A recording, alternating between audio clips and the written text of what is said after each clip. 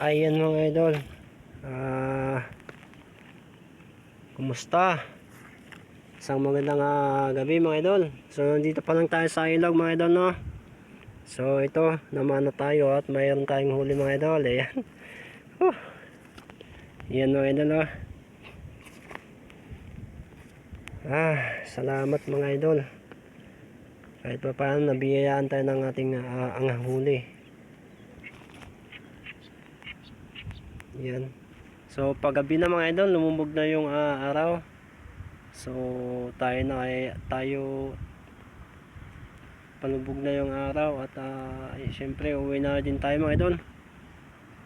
Nakahuli naman na tayo ng ating pang-ulam mga idol. Ayan, salamat. Sobrang nakaka-excite talaga ng damdamin mga idol.